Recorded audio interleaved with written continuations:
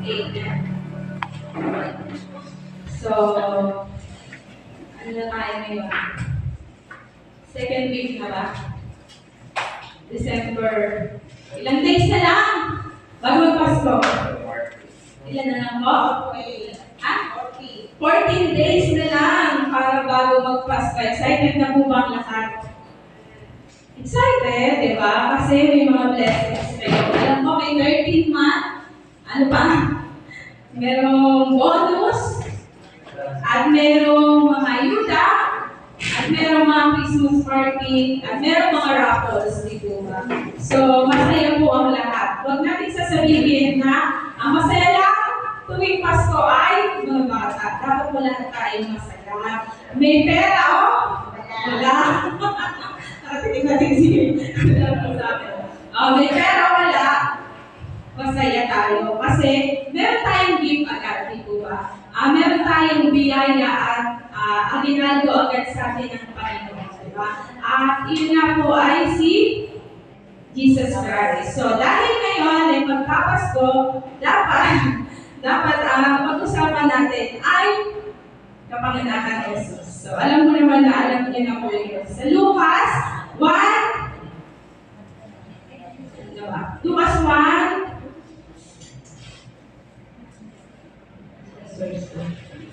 wait. Lucas 1, yung, ayun, 46 to 55. 46, ayan. Ang awit ng pagpupuri ni Maria. So, yung shinare ko kasi, kung meron pang ano sa may Peace of God na DC. Meron akong shinare doon na YouTube kanta na Mary Did You Know. So, sobrang ang ganda-ganda ng kanta niya yun na Mary Did You Know. Lucas 1, 46 to 55 po. Ang awit ng pagpupuri ni Maria or ang prayer po ni Mary. So, makikita natin dito yung kung paano tinanggap ni Mary yung sitwasyon niya, di ba? Tayo po kasi marami tayo iba yung sitwasyon natin, di ba? Merong masaya ngayon, merong malungkot, merong nasa bitag ng alanganin, merong naghahanap, at meron namang may katiyakan na. So, sabi nga dyan, ano nga ba yung makikita natin kay Mary? Siyempre, marami tayong matututunan niya sa kanya, di ba? Tao lang siya, di ba?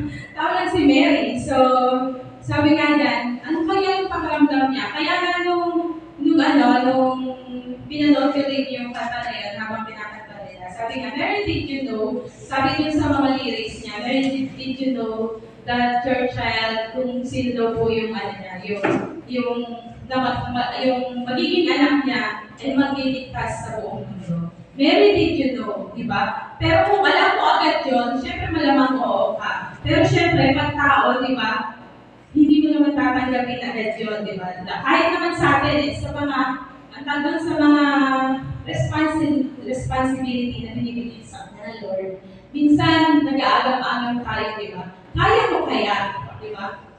Carry ko kaya?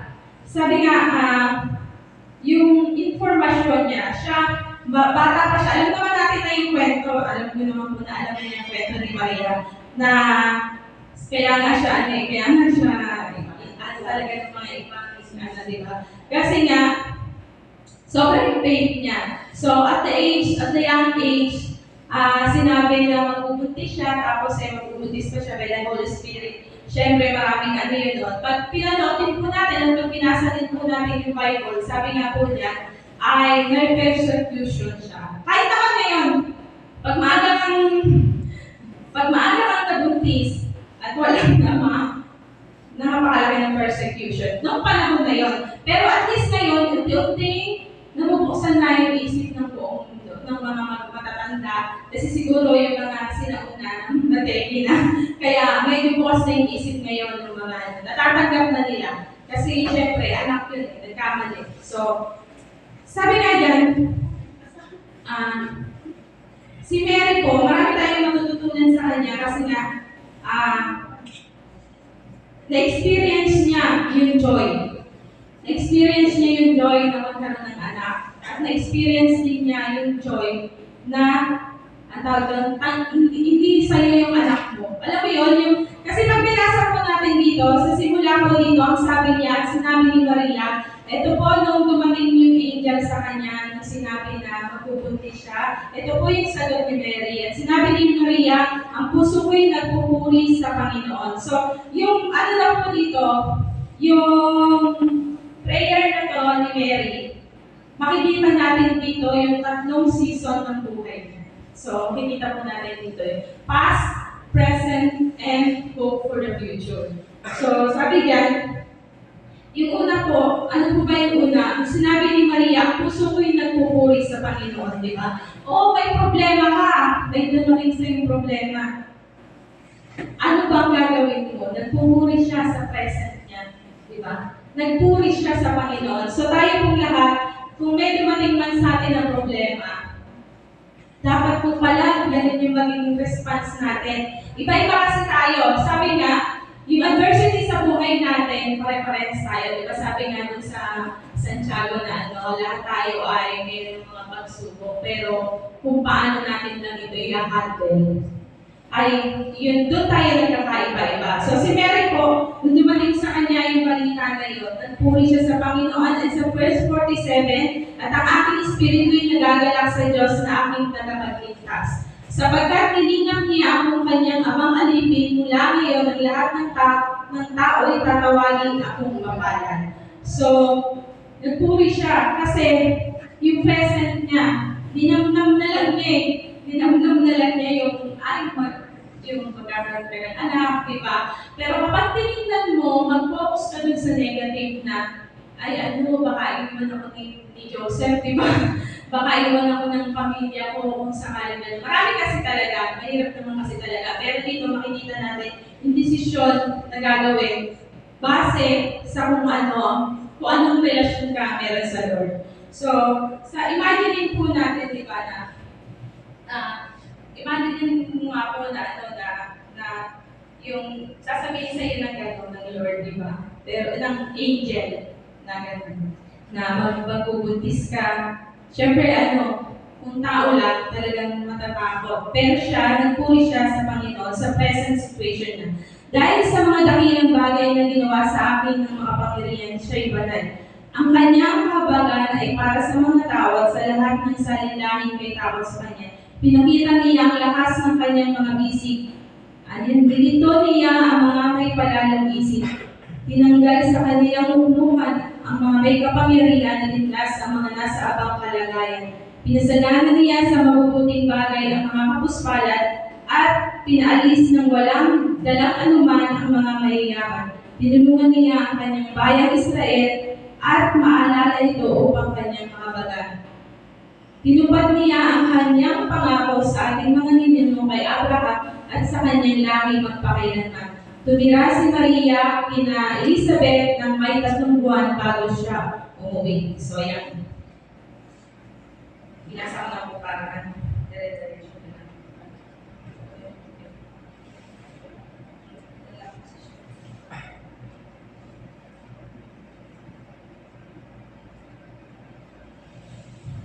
Sabi nga yan, yung informasyon na binigay sa kanya, hanggang doon lang, di ba? Sinabi din sa kanya ng angel na hindi sa kanya yung magiging anak niya. Kumbaga, sinabi rin sa kanya na parang ipahihiram lang niya sa'yo, di ba? Parang ipahihiram lang niya sa'yo. Parang nung binabasa ko nga siya, isang gabi, I said that right. Kasi di ba, yung binigyan niya sa amin si Lord, si Jeffrey. Pero, nung sinabi ng mga doktor na, hindi mo alam kung hanggang kailan siya. Yung dapat maging ready ka every time. Alam mo yun, meron ka ng message na binigay sa'yo. Pero sabi ko nga, siguro ganito yung nararamdaman ka na. Much more, di ba? Kasi alam niya na magliligtas siya sa mundo. Sa paanong paraan? Makikita niya yung paghihirap ng anak niya, di ba? Sobrang painful. school. Eh, yung sa akin nga, alam ko lang, habang buhay siya gano'n. Habang buhay siyang nagkaramdaman na gano'n. Nasa iyo na lang at sa kalooban ng Lord kung paano siya magtatagal, di ba? Kasi wala siyang span. Sabi nga ng mga doktor, sa kanya rin, kung maglalakad siya, magsasalita siya, at natututunan niya yung mga bagay-bagay. So, pag ganun tumanggap ka ng ganung mensahe, ng ganung mga salita na walang katiyakan, ang hirap tanggapin. Pero sabi nga, sa tulong at biyaya ng Lord, matatanggap natin ang lahat. So, pero syempre, masakit pa rin, di ba? Kaya nga minsan, pag pinanonood nga, sabi ko nga, di ba, kahit yung sa 7 last word, yung sinabihan sa ni Jesus na, yung parang hindi siya yung ina, parang masakit din yun, di ba? Kung ikaw si Mary, sabihan ka ng gano'n na, yung pinagbilin ka na dun sa parang, pinsan niya si Mary, pinagbilin siya sa alagad niya, di ba? Parang, kasi nga umiiyak siya. Umiiyak siya kasi syempre nakikita mo yung alam mo yung flesh na sinasaktan, pinapalo, di ba? Hindi rin sa kalooban, tayo nga lang mga nanay, di ba? Makita lang natin nagkasakit yung anak natin sobrang painful na sa atin. What more si Mary? So sabi ko nga, sobrang yung faith niya talaga. Pero yung hope in the future, yun po yung yun po yung pinakamaganda. Yung meron siyang faith sa Lord, di ba? Kung makikita natin dyan, yung mga meron siyang past, present, and future. Yung past niya, di ba? Ano ba siya dati? Di ba? Bago siya maging ina ni Jesus. Ano ba siya nun? Di ba? At paano niya tinanggap yung pinagkaloob sa kanya ng Lord? At paano niya pinanghawakan yung future na yun? So tayo, malamang nandito tayo sa present, di ba? So, ang future natin, di ba? Gusto natin na magkasama-sama rin tayo sa kalwalhatian niya, di ba? So, reflecting on the past. Nung nag-reflect si Mary sa past niya, kinahon niya yung mga good things, di ba? Hindi niya inisip yung mga pag-aanustak sa kanya ng kapwa niya. So, malapit na matapos ang taon. So, ngayon po, pwede na rin tayo mag-reflect sa mga past natin. Ano bang ginawa natin for this kingdom? Ngayong this 2024, may ambag ka ba? Uso naman kasi ambagan ngayon, di ba? So, bawat kabilaan ambagan. So, dapat naman daw po mag-ambag din tayo sa kingdom ng Lord. Amen po ba? Pakitakin nga yung kapatid mo. Malapit kami yung Christmas party. Mag-ambag na daw po kayo sa akin ni Treasurer. Announcement Katatanggap po. Sabi ka yan, mag-ambag na daw tayo. Ano ba yung ginawa sa iyo ng Lord for the past? Ano ba yung ginawa niya sa mga pamilya mo, di ba? Ano ba yung paano ka noon, di ba? Paano mo mapapasalamatan ng Lord sa nagdaang taon, di ba? Financially, talo na po. Kailangan natin ang financial sa iglesia. Tama ba, Treasurer? At kailangan din po natin ng maggagawa. Ayan po. Marami nga daw pumaanihin, pero konti ang nag-aani, di ba? How do you see God working your story into His marvelous plan to you? Sabi nga dyan, and rejoicing in the past. Siyempre, mas mabuti na maalala natin na nagpupuri si Mary at nagpupuri tayo sa panahon na ito. Kung wala man po tayong financial, marami namang ibang pagkakataon, marami ibang paraan para magkaroon ka ng ambag, lalo na sa iglesia ni Jesus. Di po ba? Oras, panahon, lakas, talento, talento, at pagluluto daw. Ambag nga, yan. So, tapos, yung takeaways natin doon sa rejoicing in the present is yung meron ka bang mga dahilan. So mamaya pag nag-reflect na rin tayo at pag nag-pray tayo sa sarili natin, yung rejoicing in the present, yung sana po sa prayer din natin, katulad ng prayer ni Mary, meron tayong mga praises to God sa mga ginawa niya sa buhay natin. So, name 5 things you can praise God for right now. O, yung mga 5 bagay na nais niyo pagpasalamat sa Lord, di ba? Paano po kayo personal na makakapagpasalamat sa Diyos? Reflection na lang po natin yun mamaya. Kung mag-ano ka ba, mag-stay ka ba sa negativity, o magiging positive ka at magkakaroon ng joy sa bawat sitwasyon. Sa huli po, in which areas has your hope way this year? Sabi nga dyan, paano ka na-inspire ni Mary para mas mag-alab yung pag-asa mo, di ba, sa mga darating na taon. Maraming makikita natin dyan yung hope for the future. Yun na po, di ba? Ang Lord nagbibigay lagi sa atin ng walang hanggang pag-asa. Sabi nga, tingnan mo nga, nung tinanggap niya yun, di ba? Nakilala siya ng buong mundo, di ba? Siyempre kung hindi niya niluwal si Jesus, ano kaya nangyari sa atin? Malamang hindi na tayo naligtas. Habang buhay na tayo, Pero alam ng Lord naman na alam ng Lord yung puso ni Mary. Siyempre, siguro hindi naman ibibigay ng Lord yun. Siguro hindi naman tatawagin si Ate Tess. At alam niya, hindi tatanggapin, di ba? Nagigets niyo ba yung sinasabi ko? Parang alam naman ng Lord na hindi siguro tatanggapin si Mary. Kasi alam niya yung puso ni Mary. Alam niya yung example na ginawa ni Mary, di ba? God knew Mary's heart.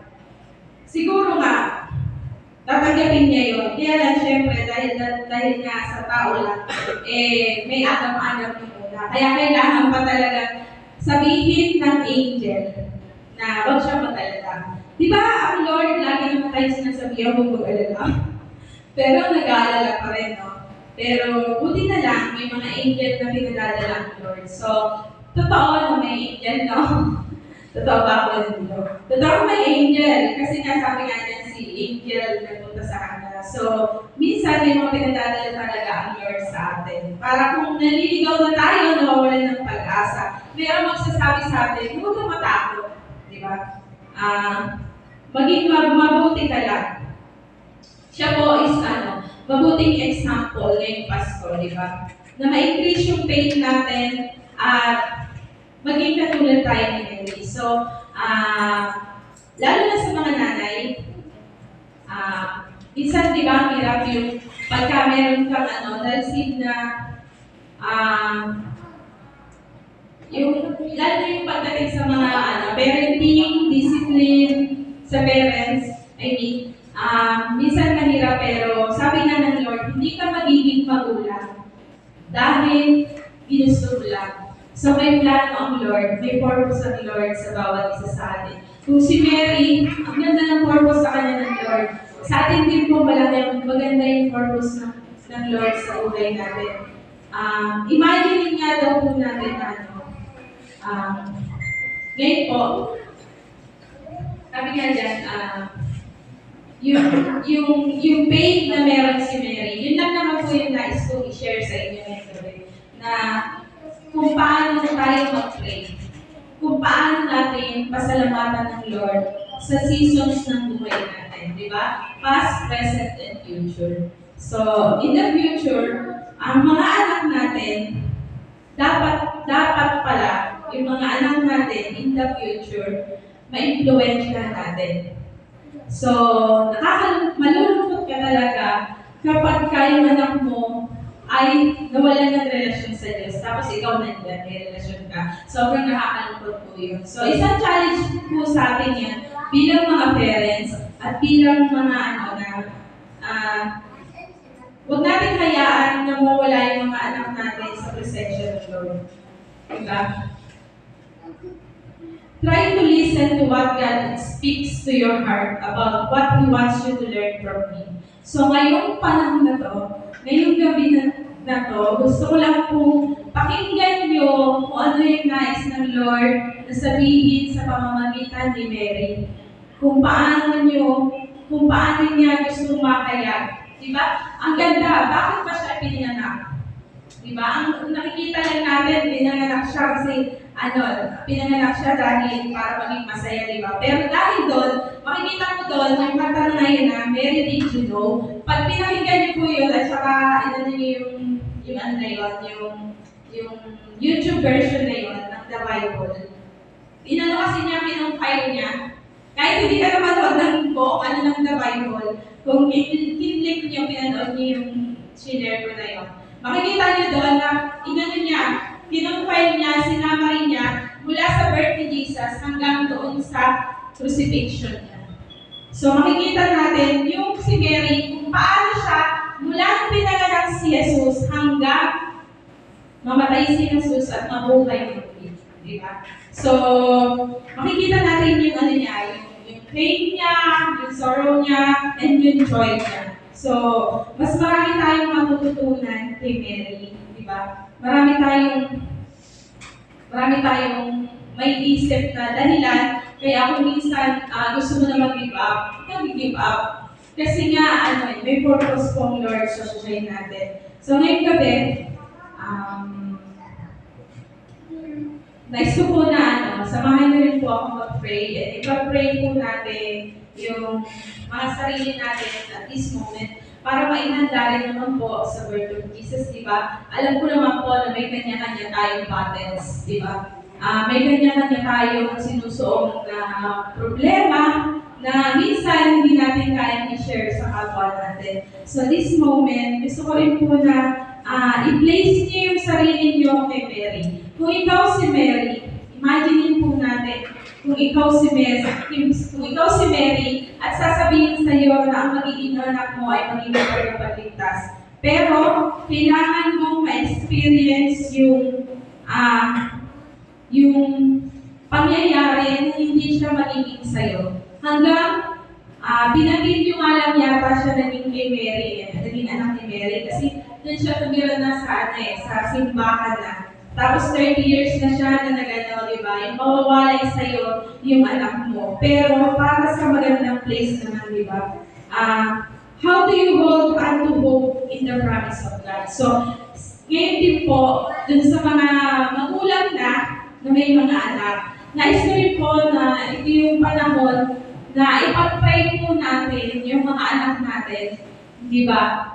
Ito po yung panahon na itong gabi po, ito kasi nag-speak sa akin. So yung mga estudyante po, pwede ipag-pray nyo na lang na kung yung future nyo na lang na makita nyo yung yung sakripisyo ng mga parents ninyo. So gusto ko naman, kung anak ka, ipag-pray mo yung parents mo. Ngayon, kung ikaw naman, bukod sa sarili mo, kung ikaw naman ay parent, ipag-pray po natin yung mga anak natin. Alam ko naman na lagi natin silang pinipray, yung guidance, pero ngayong moment na to, gusto kong i-speak sa inyo na itulog natin sa Lord, sabay-sabay natin ito, Lord, na mas lumapit sila. Alam niyo po yung relasyon sa Lord. Yun po yung nais natin ipag-pray ngayon. Iba po kasi yung nag-speak, di ba? Parang yun po yung sinabi ni Mary sa akin na Andrea, na huwag mong hamayaan na yung mga anak mo ay mawalay sa presensya ng Lord. Kahit anong mangyari, turutin mo, kailangan mong turutin, di ba? Paluin mo kung kailangan mong paluin. Huwag mong hamayaan na humiwalay sila. Huwag silang magsisimba, huwag silang makikinig ng salita ng Diyos. Kasi magtutuloy-tuloy na po yan. So sa mga parents, sa mga anak naman, panalangin po natin yung sarili natin na patuloy na mag-alala sa Kanya. And then yung mga parents po natin. Mga 5 minutes po.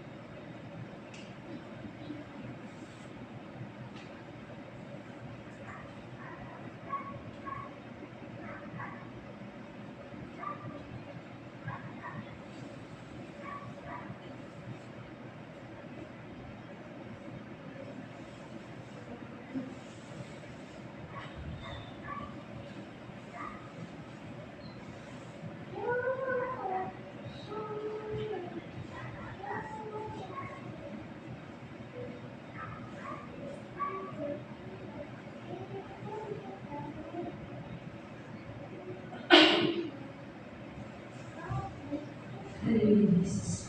Panginoon, maraming salamat po sa kasalita ng ngayon, Panginoon. Maraming po, Panginoon, na narinig po ang bawat panalangin na ang mga kapatid, Panginoon. Tatagpuin mo po ito, Panginoon. At ngayong panahon ng kapaskuhan, Panginoon, nawa ay mas malalim po yung faith namin sa inyo, God. Mas maging, mas yung relasyon namin sa iyo, God. At makita pa po sa bawat buhay namin, God, na hindi masayang ang buhay na ibigay mo, ang ibukot na anak si Jesus, Panginoon. Kung paano namin ma-appreciate yung buhay ng bawat anak namin, yung buhay ng bawat kapamilya natin, O God. Na-appreciate namin ang buhay na ibigay mo para sa amin, O God. Yung salvation na itinagkaloob mo sa amin, O God. Panalangin ko na patuloy na makita, mahayag ka, Panginoon, sa bawat salita sa amin, Panginoon. At maging katulad kami ni Mary na may pusong tanggap ang lahat ng mga nais mo sa amin, O God. At ang may puso na handang sumunod sa iyo ng buong buo. Kahit na ito po ay masakit, kahit na po ito ay mahirap, Panginoon. Tulungan mo po kami na makita ang mga example na ito, Panginoon. Tulungan mo po kami na patuloy na mahayag ka sa bawat isa sa amin, Panginoon. Maraming salamat po sa mabiyayang salita na ipinagkaloob mo sa amin, Panginoon. Alam ko po, Panginoon, ang lahat po, Panginoon, ay na-bless sa buhay ko ni Mary. Dahil hindi po mangyayari ang prophecy, Panginoon, kung hindi tinanggap ni Mary ang dakilang responsibility, O God, na pinagkaloob mo sa amin. Dalangin ko, Panginoon, na kung ano man po ang responsibility namin sa iyong kaharian, Panginoon. Tulungan po kami na maging effective po sa lahat ng ministry na iniatak po sa amin, O God. Tulungan po kami by your grace and mercy, O God, na patuloy na magkaroon po kami ng divine wisdom, Panginoon. Patuloy na magkaroon kami ng pananabik, Panginoon, sa iyo. At patuloy na palagi kami makipag-usap sa iyo sa pamamagitan ng aming mga panalangin.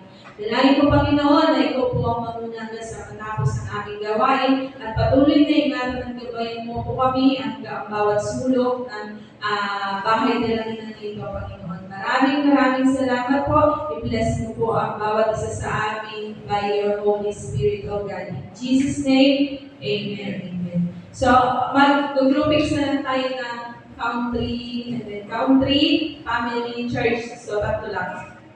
1, 2, 3 lang.